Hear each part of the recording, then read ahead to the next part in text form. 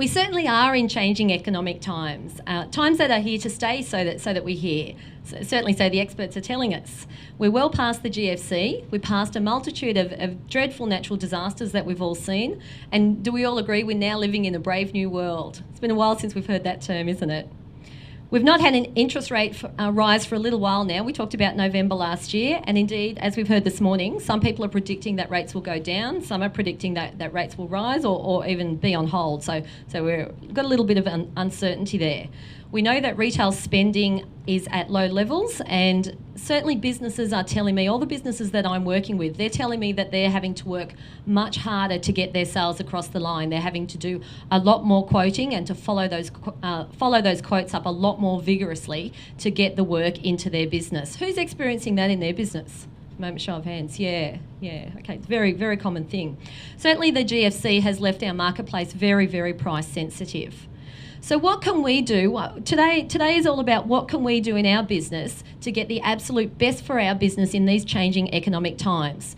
The best operators will be tweaking their businesses to suit the environment and be doing the things that we'll be covering today. What I'll be talking about today is very much involved with getting your business and yourselves financially well organised. The strategies we're covering today aren't new, and they're certainly not difficult to implement. But certainly be alert not to dismiss them because you might think that you already know them or you might have seen them before. Chances are that you're not doing them to the degree that you should be doing them. So let's think about our businesses this morning, and let's have a look at the 10 key ways to make exceptional profits in changing economic times. So today, there's a lot of things that we can't do a lot about. So what we'll be focusing on today are the things that we can do something about. So we talk about being financially well organised. When you are financially well organised, it means that you've got the right structure in your business, the solid foundation that gives you asset protection, it gives you an ability to legally minimise your taxes, and it gives you an ability to send that profit out of the business tax effectively. That's the first part of being financially well organised.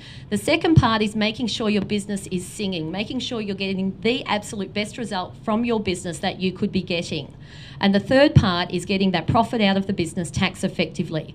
So once you've done all that, you've got the right structure, the business is working really well, and you've got the profit out tax effectively, that's when you can choose to spend it on any one of those things. So whether we want to go on a holiday to the States or somewhere else, whether we want a new car, do something with the family home, whether you just want to support your retirement, all of those things are being financially well organised. This is just another way of looking at it, and certainly can include the elements of profit plans for your business, superannuation planning, reducing tax, exit planning. Okay, so on to the tips for you. Tip number 1 is about positive leadership. It all starts with you. What is your clear vision for your business? Have you documented it? Have you shared it with the team? Is everybody going in the same direction? Where do you want your business to go? What do you want your business to look like? The vision of your business is critically important. We need to be thinking about what space are you operating in? Where are you giving the right amount of leadership for your people? Think about what can you be the best in the world at? And what are you passionate about? And what can you make a profit from? So this little white space in the middle is where you need to be, the intersection of all those three things. Again, what can you be the best in the world at? What are you passionate about? And what can you make a profit from? For you this morning, your roadmap to success. Creating a clear path to make sure your vision is achieved is really, really important. The best way to do this is for your business is setting a 3-year strategic plan. This is a 2-page summary of where you want your business to get within the next 3 years. We're not too far out, we're not too short, but 3 years is a good amount of time and a time that you can work with. The strategic plans that we're doing at the moment are able to get some government funding, so make sure when you're looking at these things and working with people that you're looking at the best way to fund them. Tip number 3, building a strong foundation. So we talked previously about this is one of the first key elements of being financially well organised. Is the legal structure of the business right? Have you got your team structure in place? And do you have the right key advisors supporting your business? Who out there is running a monthly board meeting for their business or a monthly meeting with the directors of the business and possibly with external advisors? Okay. All right, a couple of people, which is fantastic. A quote for you this morning: an independent board that meets regularly provides an invaluable mechanism for accountability. You know yourself, if you're accountable to somebody as to how your business is producing and is resulting, then you'll get a much, much better result for that business. The businesses that we work with, it's incredible. To give you a quick case example, one business that has been on board with Sullivan Dewing for a long, long time has chosen to certainly to go its own way and make its own decisions and just roll with the punches and operate year by year. And I compare that business to a similarly sized business who's met with us on a regular basis for possibly about the last 13 or 14 years. And the difference in wealth of those two individuals that own those businesses is incredible, because this guy's, he's done his best, he's made his own decisions, but possibly they've not always been the right decisions. But the other fellow that's had some really good guidance and that sounding board all the time to bounce the decisions from, his wealth is completely incredible compared to the other guy. So think about making sure that you have the right advisors on board. And something that we're very, very passionate about at Sullivan Dewing is developing a strong, motivating and fun culture. What's the vibe like when you walk into your business? Is it happy? Is it humming with productivity? Or is it tense with non-performance? What activities are you doing to motivate your team? We recently at Sullivan Dewing we try and do a lot of team building activities, and annually we do what we call a team talk. And that's where we share the results of the past year and then look forward to the year coming up. So we took our team down to the National Park and did what we call a Royal Coast Walk experience. A client of ours is running a fabulous business down there, doing some hiking. We did some whale watching, and then we all had a gourmet lunch together. Then we did our business session of the results and looking forward. Absolutely fabulous day. Really, really good team bonding, all in the pouring rain. So on to tip number 5, weeding out unprofitable products and services. When was the last time you looked at your products and services and you worked out where you were making money and where you weren't making money? Often things develop over time. You've got a suite of either services or products, but seldom do you actually go back and analyse where are you making money and where are you not making money. Who does this on an annual basis? Anyone? Okay, a couple of people, but there's lots of hands in the room, not up there. Also, when you're looking about weeding out unprofitable products and services, if you've got one item that you know you make less money on and one item that you know you make better money on, consider packaging those items together. So Craig spoke earlier about the camera business, and it is quite tough in the camera business.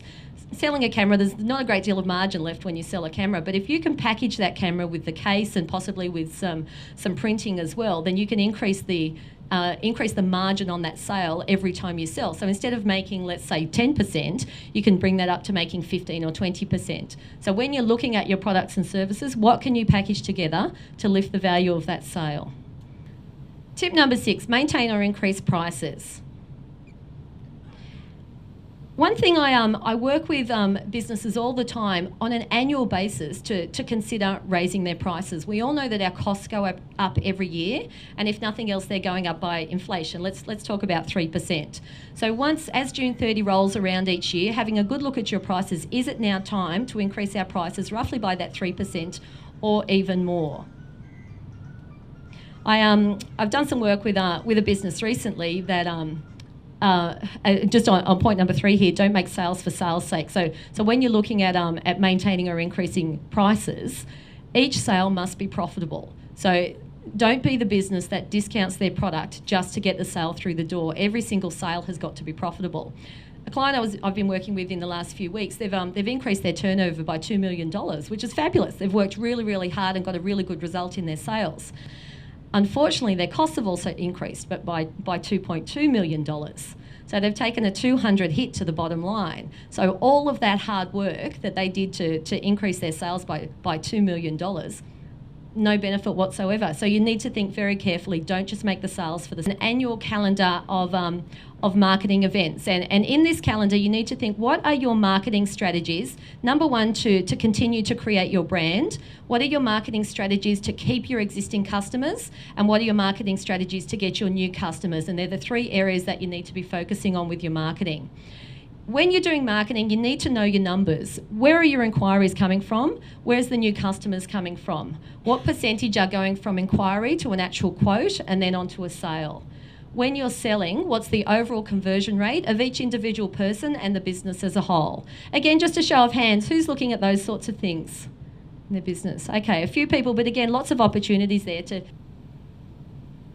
When we're thinking about our sale process, who do we want to be selling to? Where are they? How do we get to them? Setting your ideal customer profile. So crystallising, articulating the characteristics of the customer that you want to be dealing with. Once you've got that down, it's a lot easier to go and find where they are and to start marketing to the people that you want to be dealing with, rather than always just doing your broad brush marketing without knowing who you're targeting.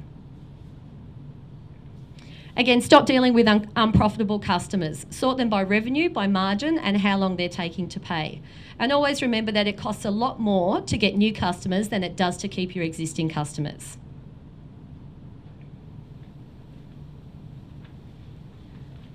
And always to be thinking about the key concepts of 3 ways to improve your revenue. Increasing the number of customers that you have, increasing how much they spend with you, and increasing how much they increasing how often they buy from you. So just a very, very simple example. If in your business you've got 400 customers spending $250 twice a year, then your business revenue is going to be about $200,000. But if you can work on some strategies to lift your number of customers to 450, if they can spend $300 every time they spend, maybe you've packaged your products together, and if they still buy from you twice a year, then you can get that revenue up to $270,000. So if you've got strategies to work on these 3 elements, how many customers you've got, how much they spend with you, and how often they buy, if you work on those 3 elements, the compounding effect of increasing each one of them will certainly increase the business revenue. Getting the right team in place. As a business owner, we know if we don't have the appropriately qualified people or the appropriate people underneath us, then we can't run the business that we should be running. We can't be out there growing the business and building the business, liaising with our customers, doing the things that we need to be doing if we're constantly being pulled back into the business to put out fires. Who's seen this in their business? Yeah, it's a very, very common thing. Now we know as well, we've got certainly record low unemployment. We know that people are our strongest asset, and we know that people deal with people. You walk into a business and the person that serves you, if they're not friendly, if they're not a people person, if they just don't want to be there, you're not likely to go back to that business. You walk into the business, you see somebody that's extremely customer service focused, knows what they're talking about, you're much more likely to go back to that business. So when we're hiring people, we're looking for attitude and we're looking for motivation. We know we can teach skills, but attitude and motivation are things that are inherent in people. So once we've found those good people, what's our communication with them? What sort of team meetings are we running? How are we sharing our vision for the business? What are we doing to keep them on board with where we're at? Are we giving them an annual performance review, an annual pay review? What bonuses are we giving them? All of these strategies really, really important to keep the good people once we've found them. And a quote that we work with quite often is a championship team beats a team of champions every time. So looking at tip number 9 is about being financially well organised. Now, I spoke about this earlier, being about structure, making the business sing, and then getting the profit out of the business tax effectively. This is about making the business sing. So setting the financial direction of the business is critical. We call it a profit plan. What profit do you want to make in the year coming up?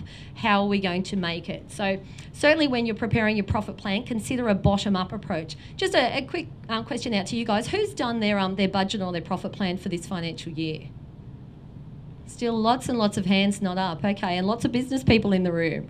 So those of you that haven't set any sort of plan or profit plan, do you know what you want to do for this coming year? Do you know what profit you want to make?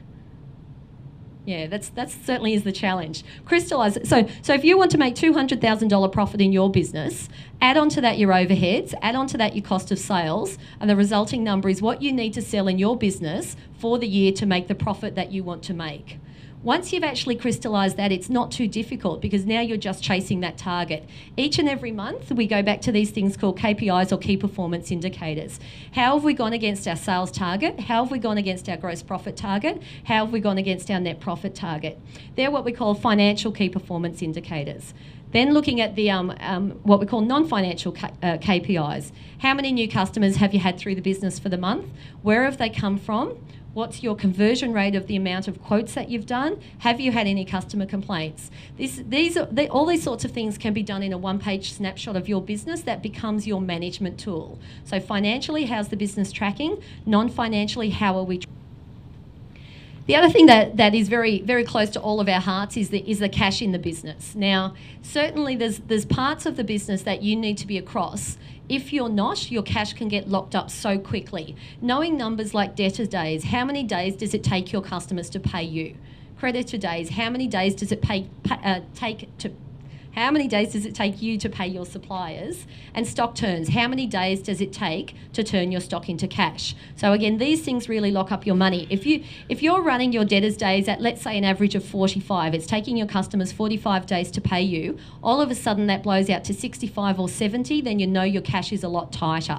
If normally you're turning your stock over in 30 days and all of a sudden you're turning your stock over in 60 days, you know your cash is held up in that stock. So knowing these numbers, having a target for these numbers and tracking against them every month just means that you can do something about if they have an adverse movement.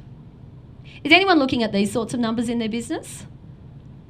Yeah, a few, but not very many. So how are we feeling about getting financially well? Okay, tip number 10, we're nearly there. You're nearly done. You can nearly go out and start your day. Tip number 10, always improving efficiency. I find working with business owners that the thing people struggle with most is systemising the business. It's that big scary thing because it's going to take a long time. It's going to take a lot of work to do. But it's really not that hard because there's some things that can be systemised so easily. Things like when somebody rings up with a new inquiry, what's your system? What's your procedure written down? What questions do you ask? What do you do with that? Actually, doing the work, how can you systemise that? Billing the work, getting paid, all of these things can be systemised quite easily. So a very, very simple system, a very, very simple thing that you can systemise is how your business answers the telephone. If somebody rings up and one of your employees just picks up the phone and says hello, they don't say, good morning, Kmart, this is Bill. So if they say something like that, straight away the customer knows they've rung Kmart and they know they're talking to Bill. Remember, people deal with people. If they can articulate that sort of thing on the telephone, straight up you've got your customer in a good mood instead of offside. Has anyone got a telephone procedure in their business? Yeah, great. Okay, a few more people. Fantastic. See, we are good at systemising. All right, now because I'm really, really lovely, I've given you a bit of a bonus tip for today, and that is always to absolutely have fun and enjoy what you do. If you're passionate about what you do, if you love what you do, then others are going to love what you do as well. And one of my favourite quotes certainly is, be the business everyone remembers with a smile.